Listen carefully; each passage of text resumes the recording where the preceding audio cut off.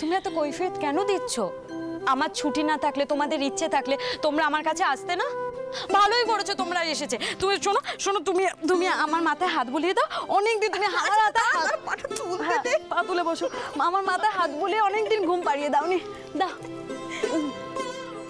দুর্গা, তোর কি হয়েছে রে? তুই ফিরে আসার পর থেকে লক্ষ্য করছি কি নিয়ে একটা ভাবছিস। আমার কি মনে হচ্ছে যেন প্রতিমা, আমাদের মেয়ে নন্টে ফোনটে বাটুল এসব নিয়ে খুব ব্যস্ত ছিল। আমরা এসবকে একটু বিরক্ত করলাম। কি রে, উঠে যাবো? না না না, তোমরা কোথাও যাবে না। তুমি আমার চুলে বিলি কেটে দাও আর বাবা একটা গল্প বলুক। হ্যাঁ, গল্প শুনে তবে ঘুমাবি? কেন, তুই কি এখনো সেই ছোট্টটি আছিস নাকি? হ্যাঁ ও মা, আমি তোমাদের কাছে কোনোদিনও বড় হব নাকি? আচ্ছা ঠিক আছে, মেয়ে যখন বলছে একটা গল্প বলোই না। ঘুম কেড়ে নেওয়া একটা গল্প হয়ে গেছে প্রতিমা। বুঝতে পারছি না কি গল্প বললে আমার মেয়েটা শান্তিতে ঘুমাবে। আমি বরং গল্প বলি। তোদের ছোটবেলাকার গল্প শুনবি? তোর দিদিয়া যেদিন হলো, উরে বাবা, সেদিনকে কি ঝড় বৃষ্টি, আমি কোনোদিনও বাবা ভুলবো না।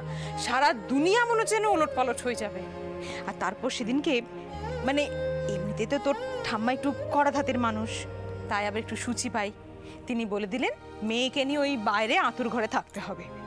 সেই শুনে তোর বাবার সে কি রাগ। না, মায়ের কথা আমি কোনোদিন অমান্য করিনি, কিন্তু সেদিন সত্যি খুব রাগ হয়ে গিয়েছিল। আর তারপরে তোর বাবা আমাকে আর দিদিয়াকে জোর করে বাড়ির মধ্যে নিয়ে চলে এলো। সংস্কারে আমি আঘাত করতে চাইনি, কিন্তু অতটুকু মেয়ে ওই রকম বৃষ্টি ঝড় ঝড়ের মধ্যে থাকলে তাহলে তো ঠান্ডা লেগে যেত। তখন দিদিয়া জানে এই গল্পগুলো? না, ওকে বোধহয় এইসব গল্প বলা হয়নি।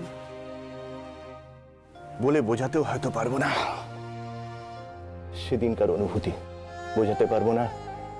বাবা হওয়ার প্রথম সুখটা কি জানিস?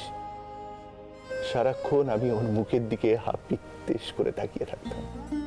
শুধু তাই, কতবার ওর ঘুম ভাঙিয়ে দিতে একটু হাসি দেখবার জন্য, সেটা বলো।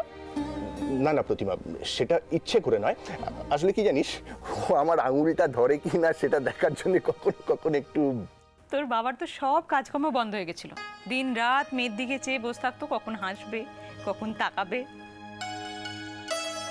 আর মেয়েও হয়েছিল সেরকম বাপ নেওয়াটা, দিন রাত বাবার গলা জড়িয়ে ধরে ঝুলছে। সেই অনুভূতিটা আজও আছে। আজও আমি ওর সেই আদো আদোর ডাকটা শুনতে পাই জানিস। কিন্তু সেই মেয়েটাই আমার থেকে আজ কত দূরে চলে গেছে, এত দূরে চলে গেছে যে চোখ বন্ধ করলেও না। আমি এই সব কিছু বন্ধ করতে পারি, কিন্তু একটা শর্তে। তোমাকে আর দুর্গাকে আমাকে ছুঁয়ে কথা দিতে হবে, এর সাথে তোমরা কোনো যোগাযোগ আর রাখবে না। শোনো, আমরা এখনো তোমার মতন এতটা পাথর হয়ে যায়নি। তোমাকে ছুঁয়ে আমি এত বড় কথাটা। এটাই আমার শেষ কথা তোমাকে। দাদা ভাই, পুতুলটা না দিয়ে এসেছি। আস্তে, একেবারে বজরংবলী আন্টির হাতে দিয়েছো তো? না, আমরা তো দরজা দিয়ে গড়িয়ে দিয়েছি। ঘরে তো ঠাম্মু ছিল, তাই ঢুকতে পারিনি। মা ঘরে ছিল? এ বাবা, যদি মার হাতে পড়ে তাহলে তো মুশকিল। ওনার কোনো সর্দারজির সাথে পরিচয় ছিল? সর্দারজি? না। ঠিক আছে, আমি তাও বলবো আপনারা একটু ঠান্ডা মাথায় ভাবুন।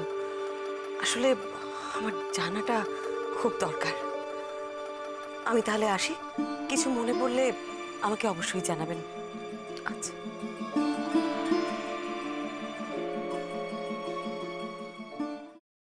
ফ্রাইং প্যানে Emami healthy and tasty refined rice bran oil গরম করে তাতে গোটা কালো সর্ষে আর কারি পাতা ফোড়ন দিয়ে ওর মধ্যে একে একে টমেটো কুচি, বাঁধাকপি বাটা, নুন, হলুদ গুঁড়ো, শুকনো লঙ্কা গুঁড়ো আর সামান্য চিনি দিয়ে ভালো করে কষিয়ে নিয়ে ওই মিশ্রণে কুড়িয়ে বেটে রাখা নারকেল, পাকা লঙ্কা কুচি আর কারি পাতা দিয়ে ভালো করে নাড়াচাড়া করে নামিয়ে নিয়ে নারকেলের স্লাইস, পাকা লঙ্কা স্লাইস আর কারি পাতা দিয়ে সাজিয়ে সার্ভ করুন বাঁধাকপির ঝাল।